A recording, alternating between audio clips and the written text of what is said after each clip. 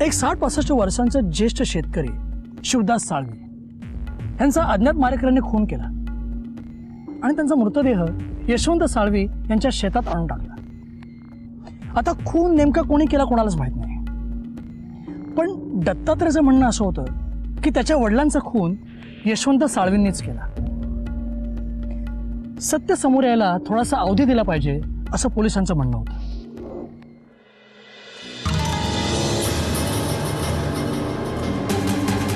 नमस्कार, गजानन तुम्हीच ना? हो मीच, बोला। तुम्ही शिवदासला चांगलंच ओळखत असाल। ओळखतो ना मी, अहो त्याला कोण नाही ओळखत, अख्खं गाव ओळखतं। पण गावात तुम्हाला फारसं कोणी ओळखत नाही।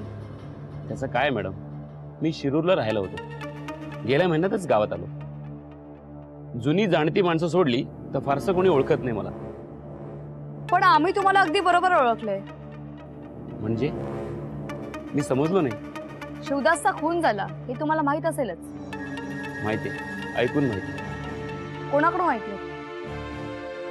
गावातल्या लोकांकडून की तुम्ही पाठवलेल्या माणसाने त्याला संपवून तुम्हाला ही गुड न्यूज दिली? हे काय बोलता तुम्ही मॅडम? अहो त्याच्या मरणाने मला कसला आनंद होणार आहे? का? अनेक वर्षांचा वैरी मेला तर तुम्हाला काय दुःख होणार? वैर होतो म्हणून काय खून करणार का मी त्याचा? पण ज्या दिवशी तुम्ही गावात आलात त्या दिवशी तुम्हा दोघांमध्ये वाद झाला होता असं आम्हाला त्याच्या नोकराकडून कळलं। खरं आहे ना? खरंय, पण त्यावेळी त्यांचा नोकर तिथे नव्हताच, त्यामुळे काहीतरी अर्धवट माहिती तुम्हाला मिळाली। मग तुम्हीच पूर्ण माहिती द्या। त्या दिवशी काय घडलं होतं? काय बोलणं झालं होतं तुमच्यात? त्या दिवशी मी गावात आलो, माझ्या काही माणसांनी त्यांच्या गटारावर हल्ला करण्याचा बेत केला होता। मी माझ्या माणसानं शांत केलं आणि हे वैर कायमचं मिटवण्यासाठी मी शिवदासला भेटलो। वाद मिटवायला गेला होतात की त्यांना संपवायला? आणि तेव्हा शक्य झालं नाही म्हणून नंतर त्यांचा काटा काढलात, हो ना? हे बघा, वडिलांच्या बोलण्यात येऊन मी त्याच्याशी भांडण केलं नाही असं नाही, पण मी शहरात गेलो आणि माझ्या लक्षात आलं की इथे कुणी कोणाचं नाहीये। खरं प्रेम, वात्सल्य, गावातील माणसं हे सर्व गावातच आहे। हो, प्रेम मिळायला देखील भाग्य लागतं आणि आपण जुन्या लोकांचं ऐकून उगाचच भांडत बसलो। अहो या भांडणामुळे पैसा गेला, जमिनी गेल्या, दोघांचं देखील नुकसान झालं। हेच त्याला मी सांगितलं। आणखी काय बोलणं झालं तुमच्यात? त्याला मी समजवलं, अरे आपल्या बापजाद्यांनी जे केलं तेच आपण करायचं का? त्यामुळे प्रगती होणार कशी? आजपासून हे वैर कायमचं संपलं असं मी त्याला सांगितलं। मग वाद मिटला की वाढला? तो काही न बोलता निघून गेला। नंतर कधी आमची भांडणं झालीच नाही। तो माझ्या किंवा मी त्याच्या कधी मार्गात अडवा गेलोच नाही। पण मग वाद मिटला हे कशावरून समजायचं? अहो वाद मिटला नसता तर तो माझ्या मुलाच्या लग्नात आलाच नसता। तो आला आणि तेव्हाच म्हटलं आता वैर संपलं। बरं ठीक आहे, आता मी तुमच्यावर विश्वास ठेवतेय, पण गरज लागली तर तुम्हाला पोलीस स्टेशनला यावं लागेल। माझी काहीच हरकत नाही। अहो चांगल्या लोकांचा घात करणाऱ्या माणसांना शिक्षाही व्हायलाच पाहिजे, त्याशिवाय गावात शांतता होणार कशी? काही मदत लागली तर मला सांगा। ठीक आहे।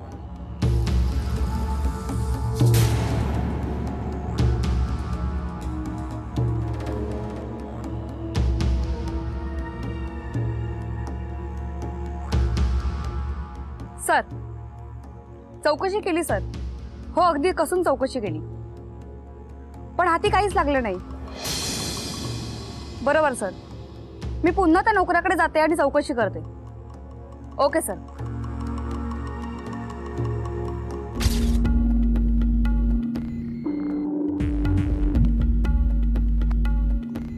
काका, जरा बाहेर या. हे काय, तुम्ही परत इथे आलात? त्या गजाननला अटक नाही केलीत? अहो, मी तुम्हाला सांगितलं ना, पुराव्यांशिवाय कोणालाही अटक नाही करता येत. त्याच्या खूप ओळखी आहेत, तुम्हाला अटक करणं जमलं नसेलच. काका, उगाच पोलिसांवर नसते आरोप लावण्याऐवजी जरा शहानिशा करत जा. आणि त्याच्या जागी कोणीही असताना तरी त्याला अटक केली असती, पण तो गुन्हेगार हवा, किंवा त्याच्या विरोधात पुरावा तरी हवा. नाहीतर पोलीस कोणालाही घाबरत नाही. माफ करा मॅडम, मी भावनेच्या भरात बोललो. अहो, पण आता तुम्हीच सांगा, आता नवं काम शोधायचं, पुन्हा नव्यानं कमवायचं. एवढा गुणाचा माझा मालक, त्या हरामी लोकांनी त्याचा जीव घेतला. मला सगळं कळतंय, पण म्हणून तुम्ही बोलताना जरा नीट विचार करा. अहो, त्रास कोणाला होत नाही सांगा ना. कुणालाच त्रास होत नाही मॅडम. अहो, त्यांच्या घरातल्यांनी झाला नसल एवढा त्रास मला होणार आहे. पोरासनी समजा ऐतं मिळालं, माझं आणि दत्ताचं कवाच पटलं नाही. तो काय आता मला उभं करणार नाही. आता मालकच नाहीत तर काहीच नाही. बघा, मोठा मुलगा खपवून घेणार नाही असं का? त्याचं कुणाबरोबर कवाच पटलं नाही. यांचं नवं रक्त आणि आमचं जुनं नासकं रक्त. मालकानं उभ्या जन्मात कधी मागासवर म्हटलं नाही. आणि यो शिकून आला आणि मोठा माणूस म्हणून कधी वाकला नाही. उलट आमच्यावर दमदाटी करायचा, मालकाच्या वरच वागायचा. त्याचे वडिलांशी आणि इतरांशी संबंध कसे होते? पोरग तेवढंच बेरकी निघालं बघा. हो, गावातल्या उंडग्या पोरांच्या नाता लागून उंडगा झाला. दारूची सवय आणि पत्ते खेळायला जायचं. तसा हुशार होता, पण संगत वाईट. जुन्या माणसांचं ऐकून घ्यायचं नाही. दोघात कधी वाद व्हायचे का? अहो, त्याची कुणाबरोबर भांडणं होत नव्हती ते विचारा. सारखी भांडणं. बाप सुद्धा वैतागला होता. कितीदा तरी बायको येगड हो म्हणायची, म्हणून माहेरी सुद्धा जायची रुसून. वडिलांचा खून करणं इतपत वैर होतं का दोघात? भांडणं होत होती त्यांची, पण खून करू शकतो की नाही त्याबद्दल खरंच काही सांगता यायचं नाही. पण एखादी गोष्ट करायची म्हटली की तो करणारच. जे वडिलांचा खून सुद्धा.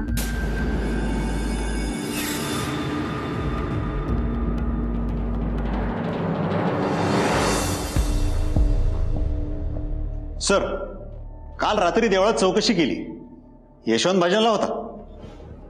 म्हणजे यशवंत खरं बोलतोय? कोण असेल या खुनामागे? बनसोडे, तुम्हाला काय वाटतं, कोण असेल या खुनामागे? सर, मला तर काहीच कळत नाही. मला तरी वाटतं त्याच्या घरातलं कोणीतरी असं. मलाही तसंच वाटतं सर.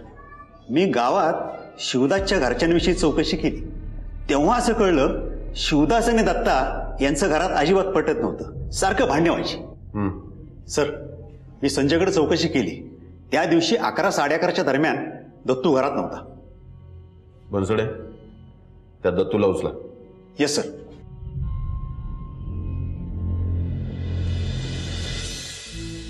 संजय,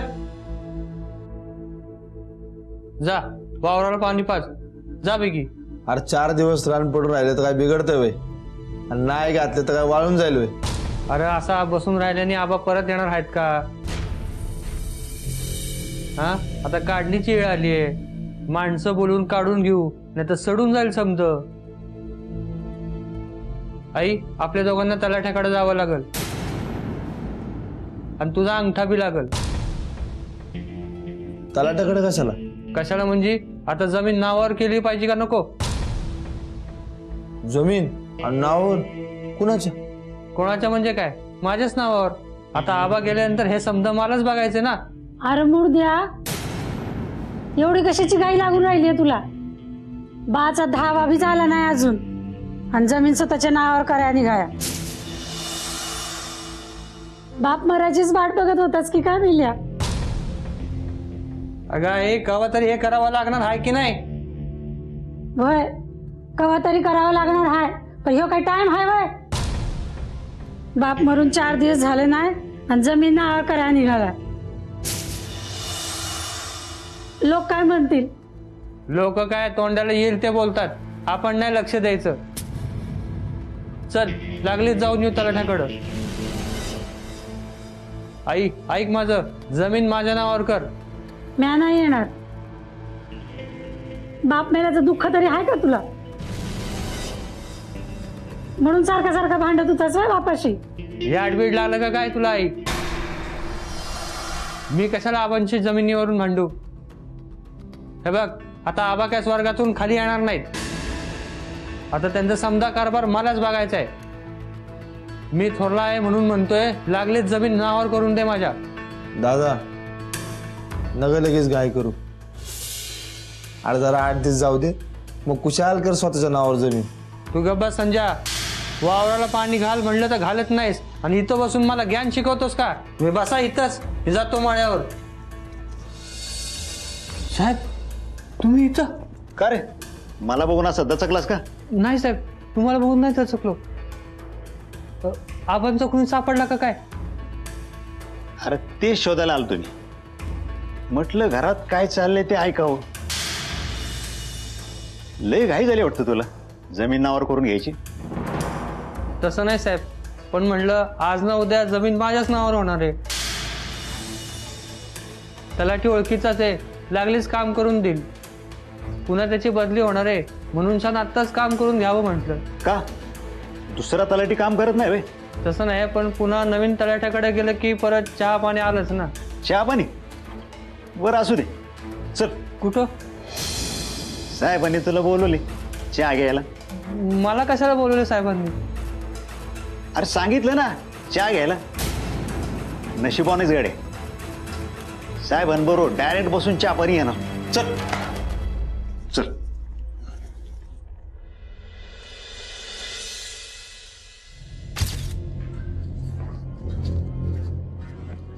साहेब दत्तूला घेऊन आलोय. साहेब मला इथं का बोलवलं? माझ्या वडिलांच्या खुनाचा तपास लागला का? हो लागलाय ना, आम्हाला समजलंय कोणी कोण आहे. कोण आहे साहेब? दत्तू तुला काय वाटतं कोणी केला असेल हा खून? साहेब मी माझ्या जबानीत आधीच सांगितलं होतं, हे समजा माझ्या काकांनी केलंय. त्याने जमिनीच्या वादातून आबांचा खून केलाय. त्याला चांगलं चोपून काढा. बघ कसा पोपटासारखा बोलल बघा. म्हणजे तुला असं म्हणायचंय यशवंतनेच खून केला? अरे तो तर म्हणतो त्याने खून केला नाही म्हणून. ज्या टायमाला तुझ्या बापाचा खून झाला त्या टायमाला तो देवळात भजनाला होता. मग तो खून कसा करेल? आता ते मला कसं माहित असेल साहेब? तुझा अंदाज काय? कोणी मारला असेल त्यांना? मला फक्त काकांवर संशय होता म्हणून मी त्यांचं नाव घेतलं. अरे असं कसं म्हणतो आता? सकाळी पोटात दुखायला लागलं ना तर माणूस विचार करतो की रात्री काय जेवलो म्हणून. आणि इथं तुझा तर सख्खा बाप मेलाय आणि तुला साधा अंदाज येई ना. नाही साहेब, खरंच काय अंदाज नाही हो. पण मला अंदाज आलाय. बनसोडे तू फिर्याद द्यायची काय याच्यासाठी केली की तुझ्यावर संशय घेऊ नये कोणी म्हणून? तसं नाही साहेब, तुम्ही माझ्यावर खोटा आरोप लावताय. मी माझ्या बाबाचा खून काय करेन? अरे तेच तर जाणून घ्यायचंय आम्हाला. का मारलं बाबाला? नाही साहेब, मी नाही मारलं. मारू नका साहेब, मारू नका साहेब, सांगतो. सांग लवकर. होय साहेब, मीच माझ्या आबाला मारलं. असं काय झालं होतं तुमच्यात की तू स्वतःच्या बापाचा खून केलास? ते सतत माझा अपमान करायचे, सारखं मला घालून पाडून बोलायचे. मी काही बी केलं, कवा बी केलं, काहीच त्यांना पटायचं नाही. त्या दिवशी याच कारणावरून आमचं भांडण झालं होतं.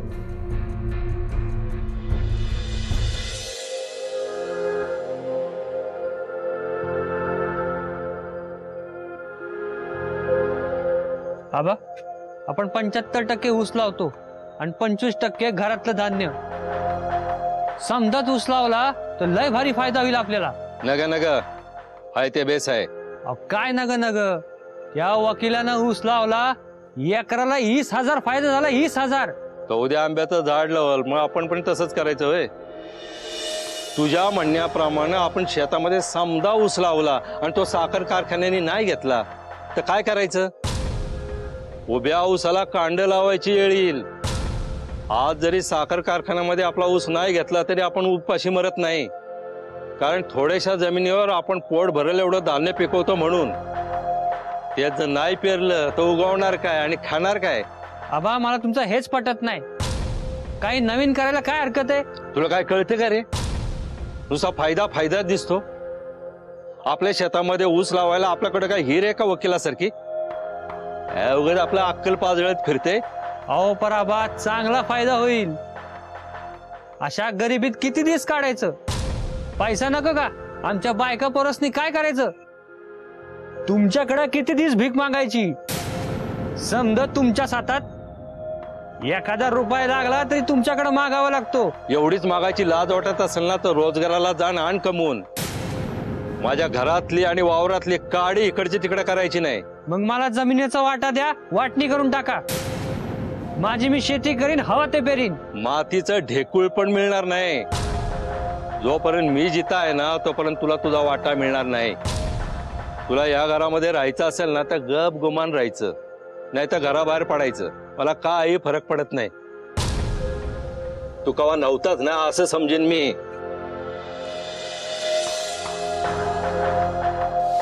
त्यांच्या अशा बोलण्यामुळेच दिवसेंदिवस त्यांच्यापासून जास्त दुरावलो होतो साहेब. बोलले म्हणून काय झालं? शेवटी ते तुझे वडील होते ना. नव्हतं पडत तर वेगळं राहायचं. साहेब तसं केलं असतं तर जमिनीचं ढेकूळ पण मला मिळालं नसतं. वा, म्हणजे तू सगळा विचार करून प्लॅन केला होता तर? हो साहेब, माझी चूक मला लक्षात आली. मी आबांना मारायला नको होतो. पैशासाठी आणि जमिनीसाठी तू वडिलांचा खून केलास. ही शोकांतिका आहे. पैसा आणि जमीन हे तर परत मिळवता येईल रे, पण गेलेले वडील परत मिळवता येणार नाही. तुला शिक्षा झालीच पाहिजे. जमीन आणि पैशासाठी स्वतःच्या जन्मदात्या वडिलांचाही जीव घ्यायला दत्तात्रेयांनी कमी केलं नाही. याचा अर्थ काय? नात्यांचं महत्व कमी होत आहे का? रक्ताचं नातं असून इतकं कमकुवत का? आपण एकमेकांच्या भावनांचा, विचारांचा आदर करण्याच्या ऐवजी त्यांना विरोध का करतो हे समजून घ्यायला. गुन्हा घडतो कारण गुन्हेगाराचा स्वतःवरचा ताबा सुटतो, संतुलन हरवतो. आणि असं होण्यापासून आपणच रोखू शकतो. आपल्या नात्यांना समजून घ्या, नाहीतर परिणाम काय होतो आपण सगळेच जाणतो. पैशानेच काय, पण वडिलांची किंमत जगातल्या कुठल्याच गोष्टीने होऊ शकत नाही. गरज आहे ती सकारात्मक विचारांची. आजचा भाग इथेच संपतोय. पुन्हा भेटूया एका नवीन कथेसह. तोपर्यंत सुरक्षित राहा, सावध राहा. जय हिंद.